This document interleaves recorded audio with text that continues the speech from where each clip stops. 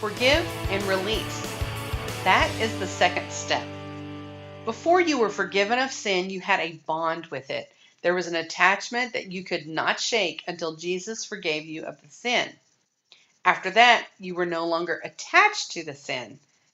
Unforgiveness is an attachment. It anchors you to the person or the event in a way that releases poison into your body. Think about that. If you begin to think about someone who sinned against you and you have not forgiven them, watch your body. It may begin to respond with tensing up, tears may flow, you may get angry, shame may flood your soul, or your blood pressure may begin to rise. There is an attachment and there is poison. When you release someone from their sin against you, it does not mean that what they did was okay. It just means that you trust God enough to give it to Him and let Him handle it. It means that you want to cut off the bond you have with that person or event.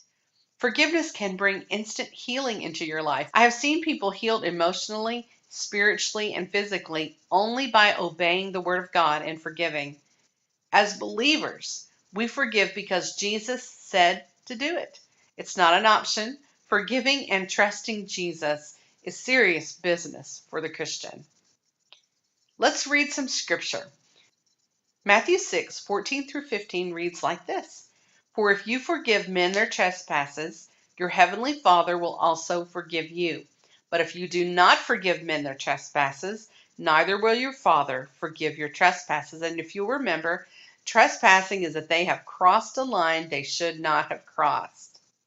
Matthew 11:25 reads, And whenever you stand praying, if you have anything against anyone, forgive him, that your Father in heaven may also forgive your trespasses. Forgiving others is so important that if you are going to pray, you need to make sure you do not have unforgiveness in your heart. It's a first work of Christianity to forgive others. Luke 6:37 reads, Judge not, and you shall not be judged. Condemn not, and you shall not be condemned. Forgive, and you will be forgiven. Look at that promise. Isn't that awesome? Matthew 18:21 through 22 reads, Then Peter came to him and said, Lord, how often shall my brother sin against me, and I forgive him? Up to 7 times? It's like, isn't 7 a ridiculous amount? And then Jesus said, I do not say to you up to 7 times, but to 70 times 7. That was a kind of a proverb that they said back then, and he was saying, just keep forgiving. The thing is, when you have unforgiveness, it hurts you and not the person. Does forgiving someone mean you have to be best friends? No, it does not. Doesn't mean you have to have them over for dinner. But forgiveness releases them from the debt and cuts your tie to the sin. It removes the bitterness of the sin and allows God to move in and do His perfect work. Forgiveness gives God the go-ahead to heal you and to make you whole again. Without all of the wonderful benefits of forgiving others, there is still the commandment to forgive. So we forgive as believers because Jesus said to do it. It's in our best interest, but it is His will. What if the sin against you is so painful that you do not know how to forgive? Just your willingness to obey is an opening for Jesus to come in and begin the healing process. There's nothing wrong with being honest with Him and saying, Lord, your word says to forgive, and I want to obey, but I do not know how. Part of me doesn't even want to, but I want to obey your word, so please give me a heart to want to forgive. I am going to choose to do it because it is in your word, but I need help right now. See? Jesus will work with a willing heart. The miracle of this step of freedom is that Jesus knows you inside and out. There may be unforgiveness that you aren't even aware of that's hidden down deep inside of you. For this step, you will ask the Lord to shine His light deep inside of you and bring to your remembrance anything or anyone you need to forgive. Now, when He brings it to your mind, don't dwell on it. As soon as it comes up, all you have to say is, okay, Lord, I forgive. I let that go. I give it to you. And you're just going to continue as long as the Lord brings things to your mind. If you start crying, that's okay. If If thoughts that you cannot forgive come, just ask the Lord to help you. Don't hurry. So ask him to show you, and then you just keep forgiving. I should give you a warning that you may begin to think about things that do not seem to matter.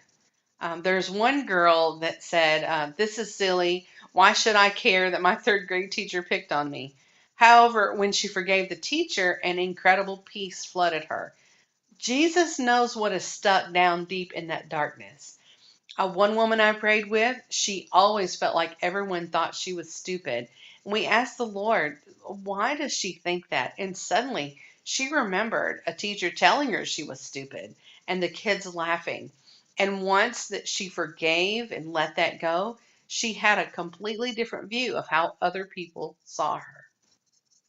There's some good teachers out there, but the bad ones do cause some damage. I have found that people have the hardest problems with three things, basically. So I want to warn you about those. Number one, forgiving themselves. You're included in on this deal. Let yourself be forgiven by you. Now, when I just said that, even though I'm recording this, I can just even feel the resistance. If Jesus forgave you, you need to let yourself go. If you are refusing to forgive yourself, you are keeping yourself in bondage that you've hidden the key away. You have got to let yourself go. Jesus commanded it. Remember that? No matter what you've done or what you didn't do or should have, let go of the guilt and forgive yourself. If you want to be free, you must do this. If you don't know how, ask the Lord. Number two, some people find it very difficult to realize they need to forgive deceased people. Sometimes folks feel guilty if they need to forgive a loved one who has passed. For example, what if someone had a good mother, but that mother did one thing that wounded the child? If the mother has passed, the person may think, it's near treason to think that my mother needs forgiven. I cannot do that. But remember, if Jesus brings it up, it's there. You aren't doing anything wrong to your mother by forgiving her or accepting the fact she had a flaw. Just forgive when he says to forgive. And the third thing is forgiving God. No, God has never done anything wrong. However, there are people in pain who have believed that he has. One woman was angry because she felt like God didn't intervene when she thought he should. In this case, if there is an offense toward God, he's big enough to handle you forgiving it. Remember, forgiveness is about you, not about the other people. I would be remiss to not give you some instruction on inner vows here at this point. Once someone is hurt, it's not uncommon for them to make an inner vow. For example, Jacob in the Bible made a vow that he would never be comforted after he was told that Joseph had died. He led a mournful life after that. As a part of the forgiving process, it would be good to ask the Lord to remind you of any inner vow that you made. For example, if you were hurt by a friend and then you made a vow you would never let anyone else get close to you again, you will want to renounce that. You will use step 1 and 2 to break the power that spiritual noose has on you. Now, if I made a vow I would never let anyone close again, here's how I would break it. Lord, I forgive my friend for betraying me. I repent for being so angry that I put up a wall to others. I repent for being so angry that I put up a wall and have purposely kept people out. Your word says to love, and I have refused to let anyone get close enough to love me. I renounce that vow I made and I ask you to break the power it has over my life. Release me from that self-made prison and crush it to pieces in Jesus' name. I concede that you can bring whomever you want into my life. Help me to love and receive love like you. Now continue forgiving as the Lord shows you who and what to forgive. Once this process begins, you may be sitting later like in the living room and suddenly recall an offense. As soon as you think of it, just forgive. It's sort of like as we pray this prayer, it pops the cork and things just keep coming out. And you'll just continue to get more freedom as you get all of the bitterness, all of the offense out and get everyone forgiven. From this day forward, if someone offends you, forgive lightning fast. Do you remember the story in the Bible when they were stoning Stephen? Do you know when Stephen chose to forgive them? He forgave them while they were throwing the stones. You will live a life of not being offendable if you can forgive and let it go while it's happening. Sometimes, if I don't know how to do that, while something's happening, I'll say, God, I don't know how to do this, but do not let this offense take root. I will not live in unforgiveness. The enemy feeds on unforgiveness. I don't want to feed him. Unforgiveness and offense, they are fertile soil for the unclean spirits to sow seeds of bitterness and destruction. If you don't want the enemy to have power in your life, obey the word and forgive.